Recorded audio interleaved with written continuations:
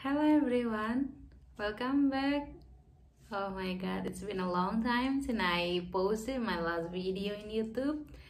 Oke teman-teman, sebelumnya congratulations for all you guys yang udah lolos seleksi administrasi dan juga tes bakat skolastik. Mungkin ada yang skip tes bakat skolastik juga karena sudah punya LOA ya. Jadi mungkin sekarang teman-teman yang nonton sedang persiapan untuk mengikuti tes wawancara LPDP tahun 2022 ini di tahap 2, atau mungkin juga teman-teman yang sedang persiapan untuk mengikuti beasiswa LPDP, seleksi LPDP di tahun depan. Saya doakan semoga semuanya lancar dan sukses sampai jadi awardee ya. Alright, hari ini, malam ini deh, ini saya sedang di kos. Sekarang saya sudah, alhamdulillah sudah mulai kuliah di UM. Dan kaget juga ketika di kampus tiba-tiba ketemu teman-teman yang pernah nonton channel ini. Makasih banyak ya, thanks for watching. Dan sama-sama ketemu di kampus yang sama sebagai awardee LPDP. Semoga teman-teman lain juga nanti akan menyusul. Nah teman-teman, ternyata LPDP itu punya passing grade untuk kelulusan seleksi wawancara. Jadi waktu tahun 2022 di tahap 1 kemarin, teman saya belum lulus untuk seleksi beasiswa LPDP di tahap wawancara, dan dia coba menghubungi untuk menanyakan ke LPDP alasan mengapa tidak lolos. Dibalas oleh LPDP bahwa beliau ini tidak melampaui passing grade, tetapi tidak dijelaskan secara rinci poin-poin apa yang kurang gitu selama wawancara. Nah, malam ini kita mau coba bahas atau sharing-sharing aja nih, kira-kira faktor-faktor apa saja yang butuh kita hindari yang bisa berkemungkinan untuk membuat kita gagal di seleksi wawancara LPDP. Oke, mungkin ada beberapa poin yang sudah saya highlight berdasarkan cerita-cerita ya teman-teman, bukan berdasarkan pengalaman pribadi saya, karena saya belum tidak mengalami hal serupa gitu ya. Jadi berdasarkan cerita-cerita yang saya simpulkan. Yang pertama, overconfident itu maksudnya terlalu show off, terlalu percaya diri. Saya percaya bahwa teman-teman yang sudah lolos administrasi dan sudah lolos tes bakat skolastik adalah orang-orang terpilih gitu ya, bukan orang-orang sembarangan. Saya percaya bahwa teman-teman yang sudah lolos sampai menuju ke tahap wawancara adalah orang-orang yang punya kualifikasi lebih mungkin dibanding teman-temannya yang lain.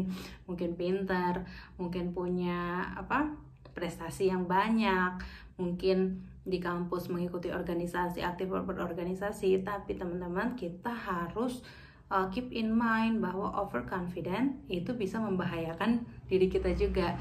Jadi saya rasa juga di manapun ya, bukan hanya di wawancara LPDP, ketika kita terlalu menyombongkan diri atau mungkin ketika perkenalan diri terlalu show off itu pamer, saya sudah memiliki prestasi ini gitu, dengan mungkin dengan ekspresi, dengan intonasi yang terlalu over gitu ya, overconfident. Kita harus hindari ini. Jadi tetaplah menjadi diri teman-teman yang sederhana, karena tanpa kita sombongkan pun segudang prestasi yang kita miliki itu kan sudah kita tuliskan ya di form aplikasi, di resume kita, di resume pendaftaran kita, dan itu juga sudah dipegang oleh interviewer. Jadi ketika kita diminta untuk memperkenalkan diri atau kita punya kesempatan untuk menceritakan tentang hal-hal yang sudah kita punya, kontribusi yang kita punya, prestasi, ceritakan itu dengan redaksi yang sederhana gitu. Maksudnya nggak meninggi, tetap low profile gitu ya, down to earth, jangan terlalu sombong gitu.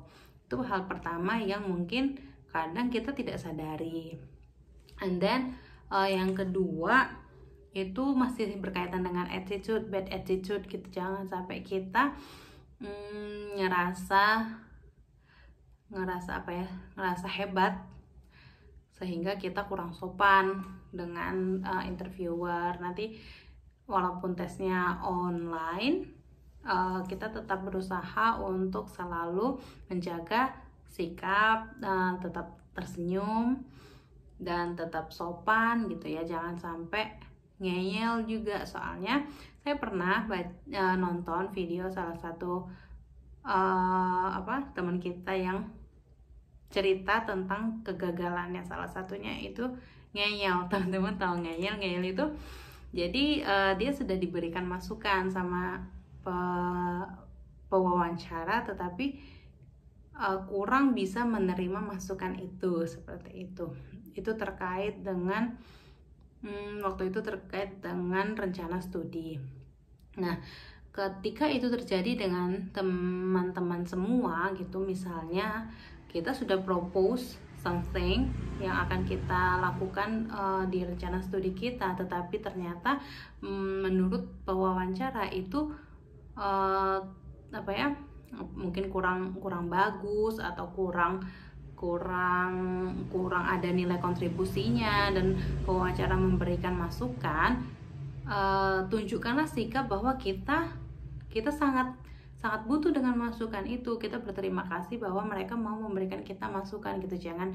Jangan sampai bersih tegang gitu ya. Kita boleh memberikan argumen, tapi tetap dengan cara yang sopan dan tidak menggurui. Jangan sampai kita mau terlihat, oh saya ini udah bener loh gitu kan. Apa yang akan saya lakukan ini akan sangat sifatnya akan sangat kontributif untuk Indonesia, terus kita ngeyel. Jangan sampai kayak gitu. Oke, setelah itu apalagi ya? Terkait dengan rencana studi, apalagi untuk teman-teman yang apply beasiswa S3. Pengalaman saya kemarin, dari hampir kurang lebih 45 menit proses wawancara, itu 3/4 waktu dihabiskan untuk membahas proposal studi, proposal research. Jadi mastering your research proposal itu sangat penting, terutama untuk yang mengambil program S3. Pelajari benar-benar seluk-beluk riset yang mau kita lakukan ya, dari apa kontribusinya untuk Indonesia, kenapa riset ini butuh dilakukan, apa kebaruan novelty-nya, research gap-nya apa, kemudian apa yang kita sudah ketahui tentang isu ini, apa yang tidak kita tahu, apa yang butuh kita gali, mengapa ini butuh digali. Itu benar-benar dipersiapkan dengan sangat matang ya teman-teman.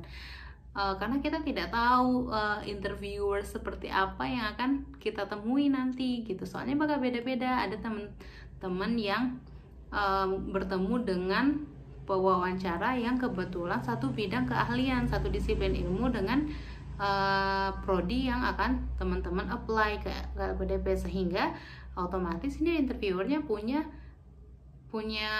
background ilmu lebih tentang itu dan akan menggali lebih dalam. Itu terjadi kepada saya kemarin. Jadi pewawancara saya itu, saya yakin bahwa beliau juga berasal dari bidang studi bahasa Inggris, jadi sangat nyambung untuk diskusi dengan research proposal saya gitu ya.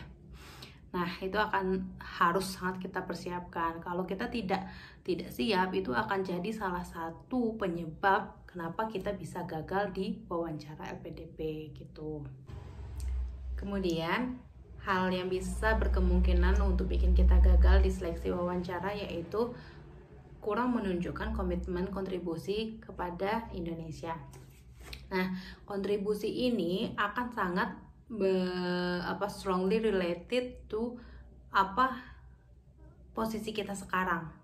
Oke, jadi waktu apply LPDP kita kan sudah menuliskan esai, rencana, dan komitmen kontribusi, dan itu akan sangat relate ke kerjaan atau posisi teman-teman sekarang. Misalnya saya waktu itu mengajar gitu ya. Saya mengajar waktu saya mau apply itu, saya sedang mengajar di salah satu kampus.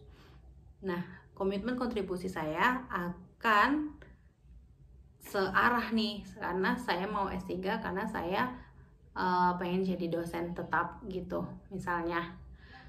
Kemudian kita jelaskan lagi peran dosen itu seperti apa. Jadi kita punya tujuan, benar-benar kita tuh punya komitmen. Selesai S3 ini, what will you do gitu. Dengan keilmuan yang kita dapat di S3 ini, keilmuan kita ini akan membantu kita untuk kontribusi di mana gitu. Nah, ada salah satu case teman saya juga kemarin belum berhasil di seleksi wawancara. Ada satu hal yang mungkin itu ya menjadi hal yang krusial juga gitu, karena posisi teman saya ini adalah seorang guru SMA gitu ya, SMK, SMA swasta. Nah, sebenarnya teman-teman kan guru tidak ada tuntutan untuk guru secara profesi ya, tidak ada tuntutan untuk guru untuk melanjutkan S3. Tapi nah, di saat wawancara itu ditanyakan, sekarang kan Anda bekerja sebagai seorang guru gitu, terus apa urgensi seorang guru di posisi Anda sekarang ini untuk melanjutkan kuliah S3? Nah, di sini kita tidak membahas apakah guru ini butuh atau tidak S3 ya teman-teman, karena teman-teman saya sekarang yang sekelas itu juga banyak guru gitu dan juga beasiswa. Tapi di sini lebih ke argumen kita, persiapan kita, dan memang komitmen kontribusi kita, posisi kita sebagai guru, kita mau lanjut S3, kemudian apa relevansi S3 ini nanti terhadap pekerjaan kita sekarang gitu. Sejauh mana ilmu yang kita dapatkan di S3 ini akan menunjang pekerjaan kita sekarang untuk lebih baik, untuk kontribusi yang mungkin lebih besar.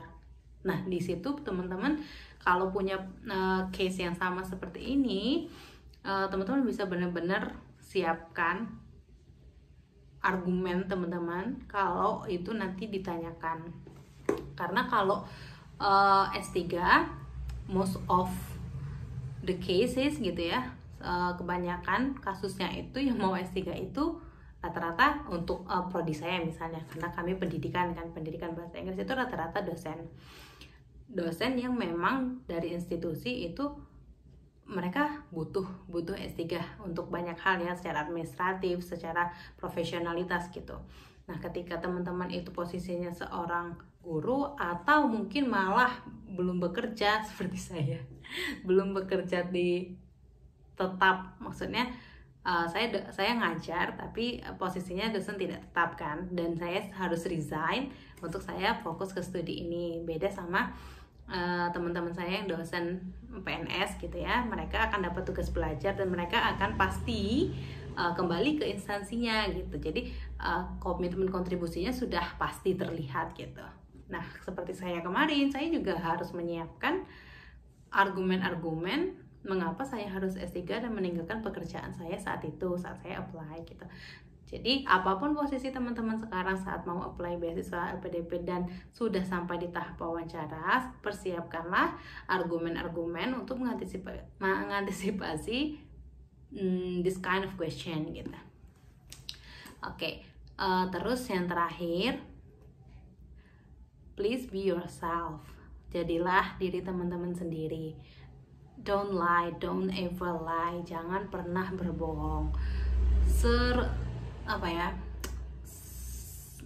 Kan di situ nanti akan ada psikolog ya. Kita akan ditanya-tanya juga sama seorang psikolog. Serumit apapun posisi teman-teman yang ditempatkan oleh interviewer, misalnya kok ngerasa saya kayak dipojokkan, kayak disudutkan gitu ya. Jangan sampai kita untuk self defense kita, untuk membela diri kita sampai berbohong gitu. Pokoknya tetap saja jadi diri kita sendiri, ungkapkan apa adanya, ungkapkan yang sejujur-jujurnya, karena LPDP tidak butuh pembohong. LPDP butuh kita sebagai awardee yang berintegritas, yang mau berusaha, mau purely mau belajar dan berkomitmen untuk berkontribusi kepada Indonesia. Oke teman-teman, I think that's all yang bisa saya sharing. Maaf kalau some parts kurang make sense ya. Ya semoga bisa bermanfaat, semoga teman-teman dimudahkan persiapannya. Oke, I'll see you next time. Semoga bisa ketemu lagi nanti teman-teman udah jadi awardee. Bye bye, see you. Assalamualaikum warahmatullahi wabarakatuh.